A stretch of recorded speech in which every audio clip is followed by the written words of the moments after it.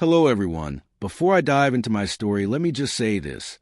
Life has a way of blindsiding you when you least expect it. I never thought I'd be sitting here, sharing something like this, but keeping it bottled up has been eating me alive. So here it goes.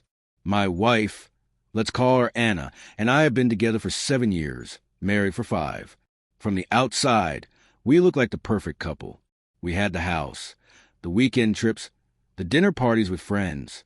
People always told us, you two are goals. And honestly, for a long time, I believed it. But about 8 months ago, little cracks started showing. At first, I brushed them off. She started staying late at work more often. I told myself, she's just busy, big project. No big deal. But then came the missed calls. The unexplained weekends away with her cousin. The way she'd smile at her phone, but put it face down whenever I walked into the room. I kept telling myself not to overthink. I trusted her. But deep down, something in my gut screamed that things weren't right. One night, I woke up at 2 a.m. and found her sitting in the living room, laptop open, headphones in. She didn't notice me at first, and I heard her say, "Yes, soon." He has no idea. My heart froze. I stood there, in the shadows, wondering who she was talking to and what I was so blind about. The next day, she acted like nothing happened. Cheerful, even affectionate, but I couldn't shake what I heard. I tried to bring it up casually, but she brushed me off with a laugh, saying, "You worry too much." That's when I knew something big was going on, and as it turned out, I was right. But I had no idea just how deep the betrayal went, or how much it would change my life. After that night, I caught Anna whispering into her laptop. Sleep became a stranger. I'd lie next to her, listening to the steady rhythm of her breathing, but my mind was a storm. Who was she talking to?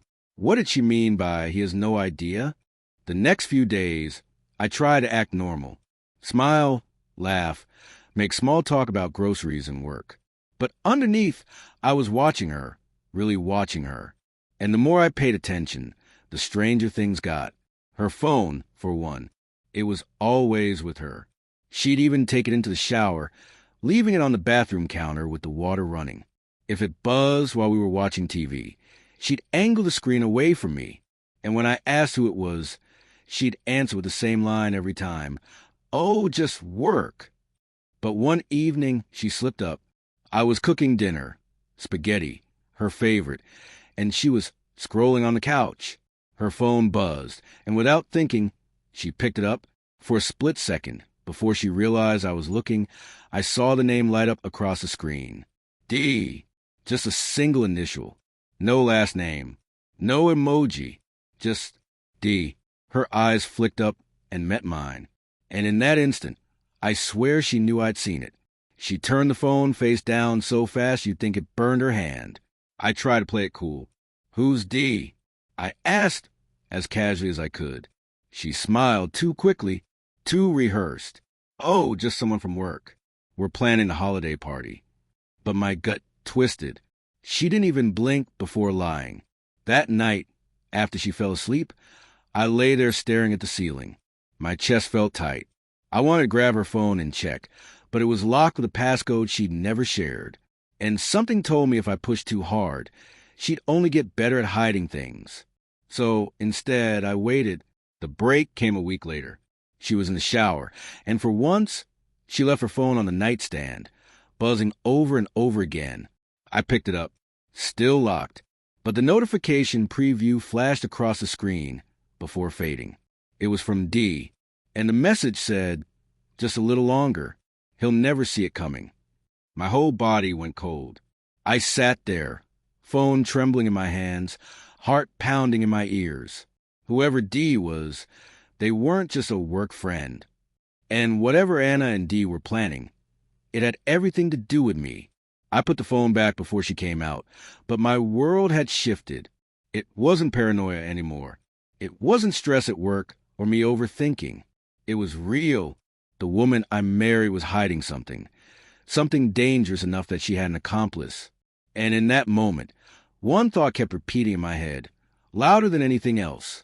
I needed to find out the truth before it was too late. After that chilling message from Dee, every second with Anna felt like a performance. I smiled when she smiled. I laughed when she laughed. But inside, I was a man holding my breath in a room filling with smoke. I told myself, don't jump too fast.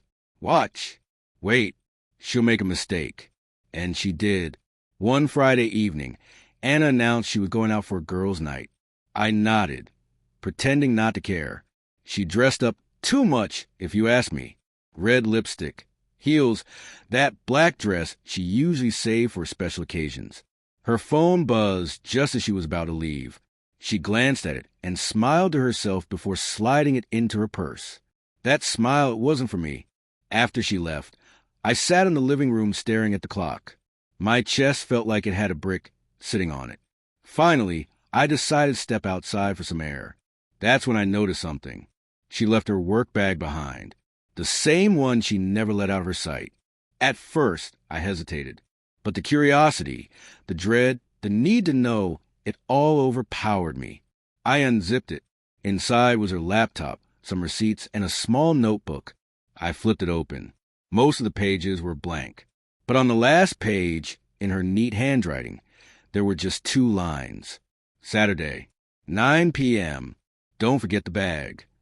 And underneath it, a single letter, D. My hands went cold. What bag?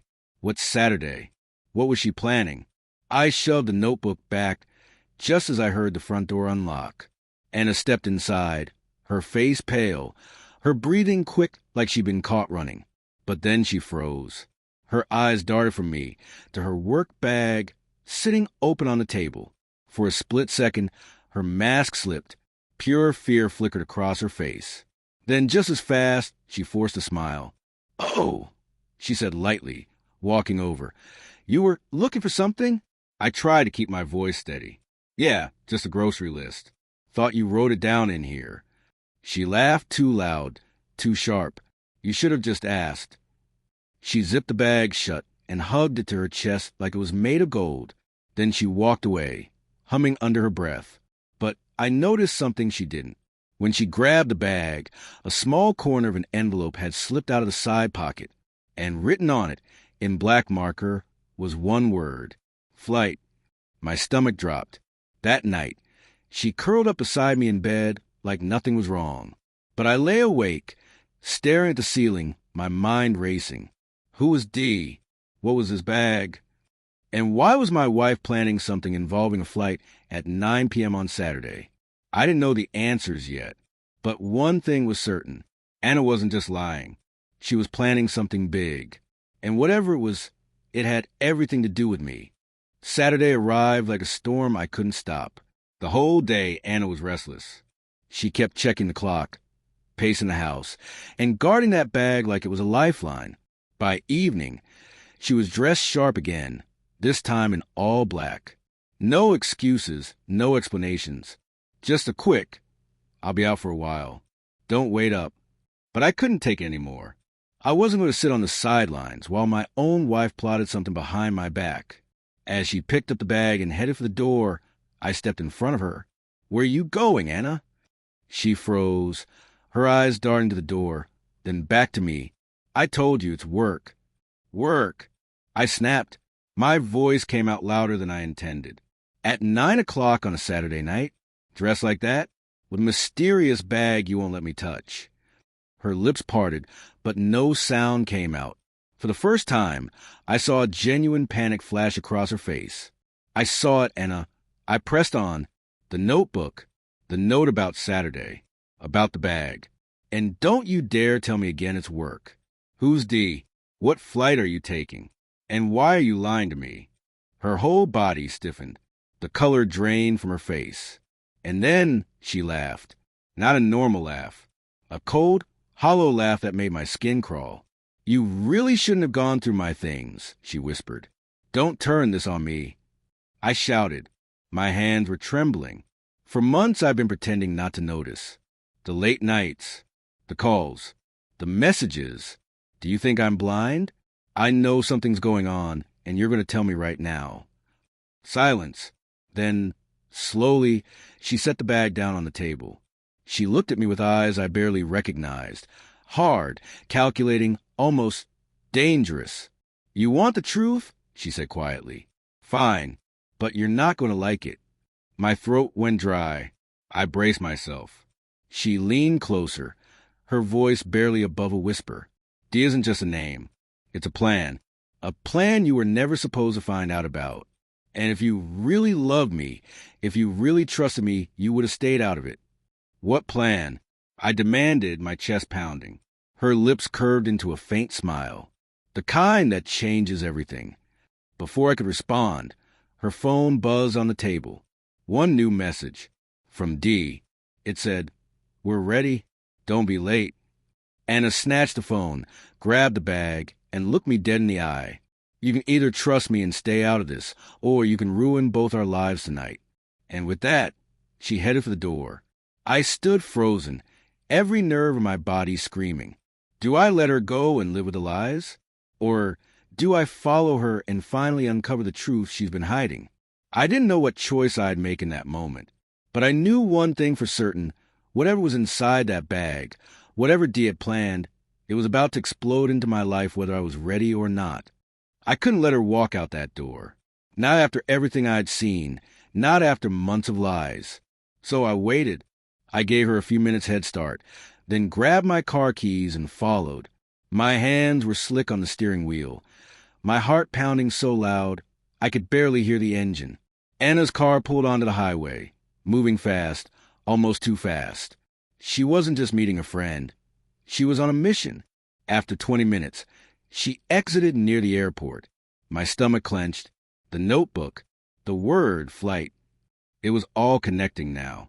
I parked a few rows back and watched her through the windshield. She stepped out, clutching the bag like it contained her very soul. Then a black SUV pulled up beside her. The tinted window rolled down, and a man in a sharp suit stepped out. Tall, confident. His presence screamed authority. And Anna, she smiled at him. Not the polite smile she gave coworkers.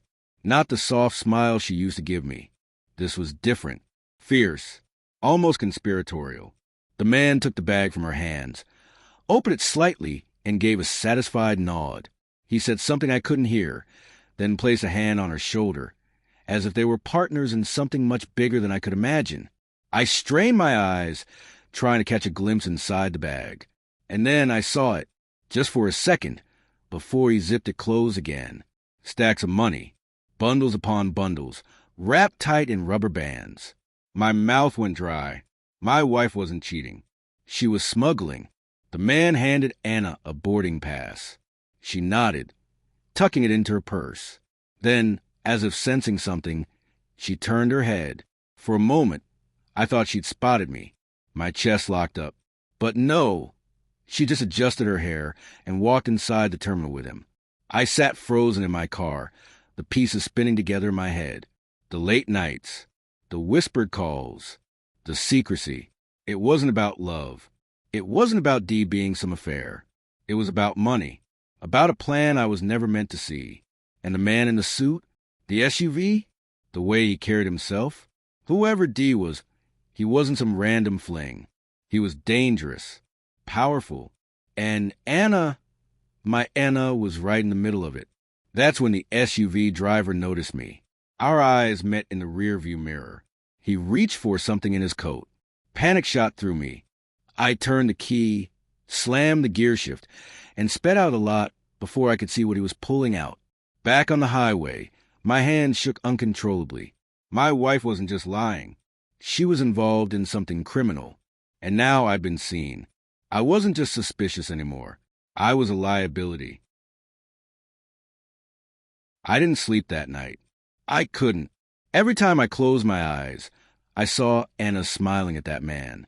I saw the stacks of money. I saw the SUV driver's eyes, cold and sharp, locking onto mine. By morning, I knew one thing. Pretending was over. I couldn't live with half-truths and secrets anymore. I needed the whole truth, even if it destroyed me.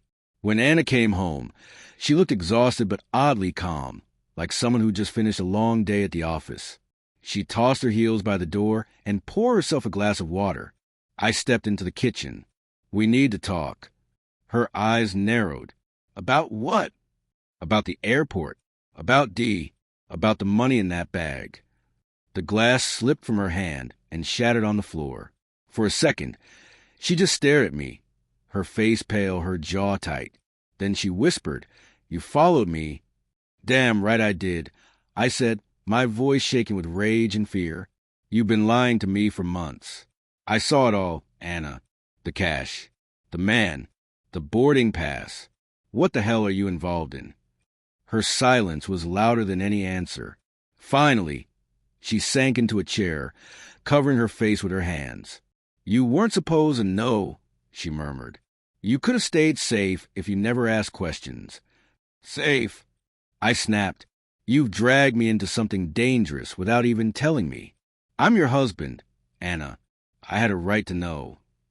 She looked up then, her eyes red, her voice trembling. "It's not what you think. Dee isn't just a man. It's a group. They needed someone on the inside, someone they could trust. I didn't want this life, but once you're in, there's no way out." My heart pounded in my chest. "So, what are you saying? You're working for criminals?" She shook her head desperately. "No, against them. I can't explain everything. Not now. But if they know you've seen too much..." She stopped, her breath catching. "They'll come after you, too." Just then, a knock thundered on the front door. Heavy, demanding. We both froze.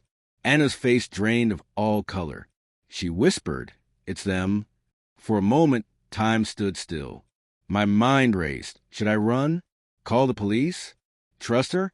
The knocking grew louder. Anna grabbed my arm, her nails digging into my skin. "Listen to me. Whatever happens, don't open that door. Don't say a word. Just trust me, for once. Please." Her eyes burned with a mix of fear and desperation. For the first time in months, I felt like I was seeing the real Anna. Not the liar, not the stranger, but the woman I fell in love with. Another crash rattled the door. Anna stood, straightened her shoulders, and whispered, "I'll handle this." She gave me one last look, a look that felt like both a goodbye and a promise, then walked toward the door. I wanted to stop her, to scream, to grab her hand and never let go. But my body wouldn't move. The door creaked open. Low voices, then silence. When I finally found the courage to step forward, the doorway was empty. Anna was gone. And all that was left was her bag. Inside it, not money this time. Not passports. Just a note, written in her handwriting. It said, "If you love me, don't follow. This is the only way to keep you alive." And that's how it ended. I never saw her again. Some nights, I still wake up expecting her beside me. Some days, I still hear her laugh echoing in the kitchen. But then I remember the SUV, the bag, the knock at the door. And I wonder, did I lose my wife to betrayal? Or did I lose her because in her own twisted way she was trying to save me?